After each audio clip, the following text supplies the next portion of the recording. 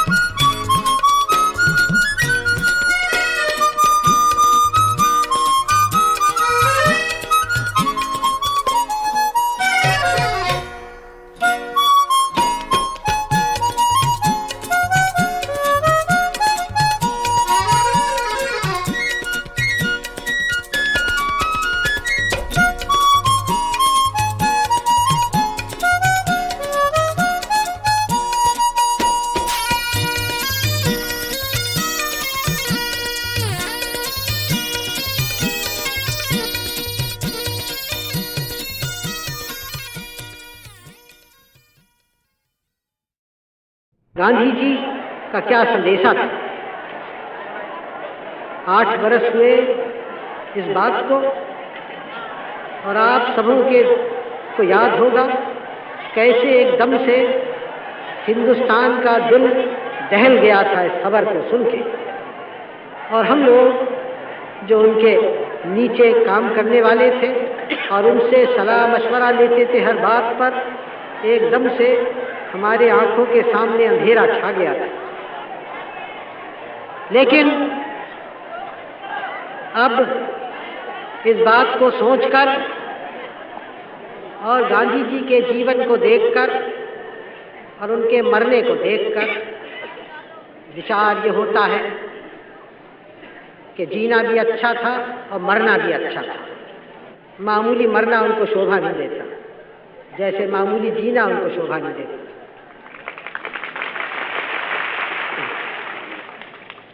और एक उनकी जिंदगी और उनका मरना एक हिंदुस्तान के अमर कहानियों में हो गया।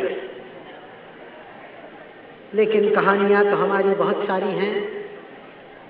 सवाल ये उठता है कि जो रोशनी उन्होंने डाली कहाँ तक हमारी आंखों के सामने है, जो रास्ता उन्होंने दिखाया कहाँ तक उस पर हम चलने की कोशिश करते हैं।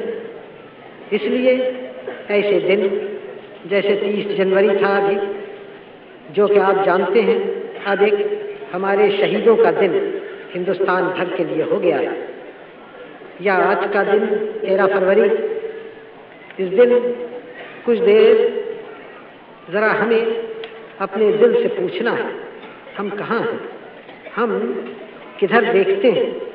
हम महात्मा गांधी की जय कितनी हमने पुकारी, उनकी जय तो हुई, लेकिन कहाँ तक उनके रास्ते पर चले हम और चल रहे हैं।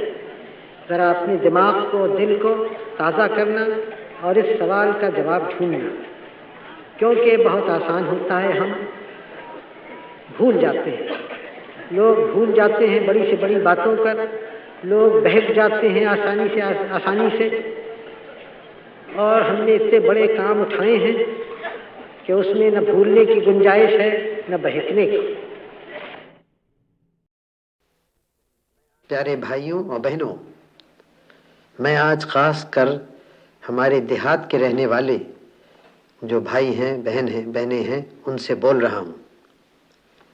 आज एक शुभ दिन है, हमारा गणतंत्र का दिन है। 15.5 बरस हुए हमारे देश में आज़ादी आई थी। 13 बरस हुए उस आज़ादी को हमने पक्का किया और गणतंत्र यहाँ शुरू किया। आप लोग जो गांव में रहते हैं वो भारत की सब में ज़्यादा आबादी है। 100 में 80 आदमी गांव में रहते हैं। इसलिए हमारे देश की तरक्की के लिए ये आवश्यक है कि गांव के लोगों की उन्नति हो। इसीलिए विकास योजनाएं का काम शुरू किया गांव में, कम्युनिटी डेवलपमेंट का, ब्लॉक्स का। उससे बहुत कुछ लाभ हुआ और बहुत कुछ हमने सीखा। फिर हमने दूसरा बड़ा कदम उठाया पंचायती राज का। पंचायती राज अब अधिकतर राज्यों में हो गया है और जहाँ नहीं हुआ है वहाँ भी जल्दी हो जाएगा। उसी के साथ सहकारी समाज का भी बहुत चर्चा हुआ और बहुत जगह वो कायम की गई है। ये पंचायती राज और सहकारी समाज दोनों मिलकर सारे हमारे देहात को, गांव को बदल देंगे, ये मेरा विश्वास है। हमने पंचवर्षीय योजनाएं बनाई, आप जानते हैं, और उसमें भी एक बड़ा हिस्सा था कि हम देहात में और गांव में क्या करें, गांव में क्या होना चाहिए।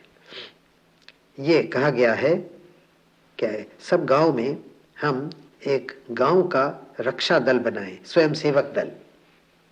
उसका काम 3 तरह के काम हों। एक तो ज़्यादा पैदा करना अपने ज़मीन से, ये आवश्यक है, क्योंकि याद रखिए खाली वो सिपाही नहीं होते जो फौज में भर्ती होते हैं, जो गांव में या कारखाने में काम करें वो भी सिपाही का काम करते हैं। तो ज़्यादा अधिक पैदा करना, नए नए तरीक़ों से नए हल काम में लाए जाएं, नया नालियाँ खुदें पानी लाने के लिए नहरों से, और ज़मीन को बचाने के लिए बह न जाए काम करें, बंडिंग करें, ये सब बातें करें। और खाली गल्ला न पैदा करें, गल्ले के अलावा सब्ज़ी, तरकारी और फल वगैरह पैदा करें। इससे गांव की हैसियत अच्छी होगी और गांव की आमदनी बढ़ेगी। दूसरी बात है पढ़ाई की, शिक्षा की। हम चाहते हैं हमारे स्वयंसेवक दल शिक्षा में बहुत काम करे और सब लोगों को ठीक ठीक सूचना दे क्या क्या हो रहा है हमारी लड़ाई के में, पहाड़ों पर या कहीं और क्या हमारा विकास योजनाएं चल रही हैं, ये सब खबरें जनता को दे। और इसमें रेडियो का भी प्रयोग किया जाए। और फिर ख़ास रक्षा के लिए यूँ तो बहुत कुछ हमारे सिपाही भी देहात से आते ही हैं और होम गार्ड्स बन रहे हैं, उसमें भर्ती होवेंगे। इसके अलावा हमारे जो स्वयंसेवक हों वो रेलों को, सड़कों की, डाक और घरों की तारों की रक्षा करें। एक और ख़ास बात मैं आपसे कहा चाहता हूँ, हम एक नए तरह का बैंक बनाया चाहते हैं। बैंक तो आप जानते हैं जहाँ रुपया रखा जाता है। हम एक बनाया चाहते हैं जहाँ हिसाब रखा जाए कितना कौन काम करता है। लेबर बैंक बनाया चाहते हैं, डिफेंस लेबर बैंक। और हमारी इच्छा यह है कि हर एक तगड़ा आदमी 12 दिन साल में अपना काम उसको दे, बैंक में जमा कर दे। तो अगर आप सोचें 20 करोड़ आदमी इस तरह से काम करें तो साल भर में उनकी काम से 300 करोड़ का लाभ हो सकता है। ये सब पैसा गांव में रहेगा और आप ही के गांव की उससे तरक्की होगी। तो इससे तो बहुत बहुत अच्छी चीज़ है ये, और अगर सब लोग इस काम को करें तो बहुत जल्दी गांव की उन्नति होगी। आज आप एक प्रतिज्ञा ले रहे हैं। आज शुभ दिन है और प्रतिज्ञा है जो कुछ दिन हुए यहाँ लोकसभा में हम सबों ने ली थी। ये प्रतिज्ञा में खास है कि हम देश की रक्षा करेंगे और अपना कर्तव्य जो कुछ है हम करेंगे। ये बहुत ज़रूरी है और इसको आप सोच समझ के अच्छी तरह से लीजिए और फिर इस पे अमल कीजिए, इस कर्तव्य को पूरा कीजिए। इसके करने से हम देश की रक्षा भी होगी हमारी और सारे गांव की उन्नति होगी। तो ये खास काम आज आप कीजिए, प्रतिज्ञा लेके उसको पूरा कीजिए। और मुझे पूरा विश्वास है मुझे कि हमारी विजय होगी इन सब बातों में, देश की रक्षा में भी और दूसरा विकास का जो काम हमें देश भर में करना है उसमें भी। इसके माने ये है गांव की उन्नति होगी और गांव में जो सब करोड़ों आदमी रहते हैं उनकी होगी।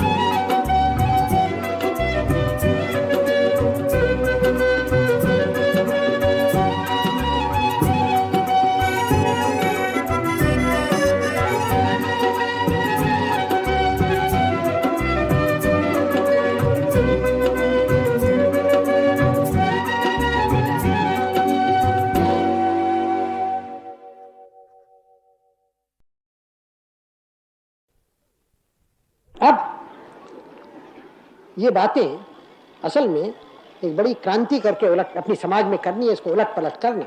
कुछ तो हुआ है, कुछ करना है और ये विचार मन से निकालना है। यही कि कलम चलाना ज़्यादा ऊंचा है फड़ुए चलाने से। कलम चलाना भी बहुत आवश्यक है देश में, इसमें कोई मुझे शक नहीं, लेकिन जो आदमी कलम चलाता है खाली और काम नहीं कर सकता तो वो पूरी तौर से नहीं बढ़ा है, न पूरी तौर से पढ़ा लिखा है मेरी राय में। वही आदमी कलम भी ठीक चलाएगा जो हाथ पैर भी चला सकता है, मेरी राय है। अब ऐसी पढ़ाई हमारे तो बहुत लोगों को हुई नहीं है, इसलिए हम अभी तक पूरी तौर से पढ़े लिखे लोग नहीं हैं। अब हम चाहते हैं कि हमारे देश में लोगों को मौका मिले दोनों बातें करने का। दिमाग कुछ बढ़े, बगैर दिमाग के तो होता नहीं, कोई बेवकूफ़ आदमी तो मुल्क को बढ़ाते नहीं। और हाथ पैर चलाना जाने, चाहे हाथ पैर वो खेत पे चलाएं मशीन पे चलाएं, ज़मीन पर कारखाने में चलाएं, लेकिन हाथ पैर चलाएं। इसलिए आजकल की दुनिया में सब में आवश्यक लोग हल्के हल्के वो होते जाते हैं। वो नहीं जो पहले दुनिया में थे, वो नहीं, बल्कि नए लोग जो सब में आवश्यक हैं। एक मोटी तौर से मैं आपसे कहता हूँ, वो इंजीनियर लोग हैं, वो वैज्ञानिक लोग हैं, साइंटिस्ट हैं। बड़े से बड़ा इंजीनियर को हाथ पैर चलाने पड़ते हैं या चलानी चाहिए, और जिस वक्त वो छोड़ देता है हाथ पैर चलाना, वो ठंडा हो जाता है, उसको जान नहीं रहती उस इंजीनियर में, आदी हो जाती है, दफ्तरी आदमी बाबू हो जाता है। फिर वैज्ञानिक लोग हैं, वो गद्दी में बैठ के काम नहीं कर सकते, उनको हाथ पैर से और दिमाग से, तीनों से काम करना है। ये दुनिया ऐसी है। तो इस विचार को इस देश से निकालना है, उखाड़ना है, उखाड़ के कुचल के ख़त्म कर देना है। जो यहाँ के हाथ पैर चलाने वाले नीच होते हैं, मैनुअल लेबर नीच है, ये भयानक विचार है, गलत है, निकम्मा है, विष से भरा हुआ है, तबाह करने वाला है मुल्क को। बहुत सारे शब्द मैंने आपसे कह दिए कि आपके दिमाग में ये बात धस जाए। अच्छी बात है। तो आपका ये यूनिवर्सिटी, विश्वविद्यालय, महाविद्यालय, विद्यापीठ, मालूम क्या क्या नाम इसके हैं, वो बना। और हिंदुस्तान में जहाँ तक मुझे मालूम है पहला ऐसा बना है, यानी विशेषकर खेती से संबंध रखने वाला। फिर ये प्रश्न आता है कि चलेगा कैसे। मुझे कोई संदेह नहीं कि यहाँ प्रोफेसर अच्छे अच्छे आएंगे, अमेरिका के होंगे, यहाँ के होंगे, इसमें मुझे कोई शक नहीं है। लेकिन फिर भी ये सवाल होता है कि आप उसी तरह से यहाँ काम करेंगे और रहन सहन आपका होगा जैसे कि और जगह और यूनिवर्सिटीज कॉलेजेस में होता है, या कुछ और ढंग होगा। आप भी बड़े बड़े मकान हैं, इमारतें हैं, उसमें जाके कुछ आप लोगों को, आपके प्रोफेसर को और आपके विद्यार्थियों को एक अभिमान हो जाए, गुरूर हो कि हम तो बड़े बड़े मकानों में हम पढ़ा करते हैं। वो बेचारा जो किसान खेत में काम करता है, वो तो कोई एक नीच आदमी है, गिरा हुआ आदमी, हम उससे ऊंचे हैं। और यह आपका अगर विचार हुआ तो फिर आपने, पढ़ाने वाले और पढ़ने वालों ने इस जगह का पूरा लाभ नहीं उठाया, नहीं बात। अगर इसके कोई माने हैं इस जगह के, तो ये किसान का कॉलेज है और किसानों के लिए कॉलेज है, बाबू लोग के लिए नहीं है। और वो बाबू लोग यहाँ आ सकते हैं जो किसान होना पसंद करें। सब में बड़ी कदर यहाँ होनी चाहिए, न ब्राह्मण की, न क्षत्रिय की, न किसी की, किसान की सब में बड़ी कदर होनी चाहिए, जो जमीन से पैदा करता है अपने हाथ की मेहनत से। और मैं नहीं पसंद करता कि यहाँ अक्सर स्टैचूज, मूर्तियाँ लगती हैं, लेकिन आप कोई मूर्ति कहीं लगाना चाहें तो भारत के किसान की कहीं लगाइए।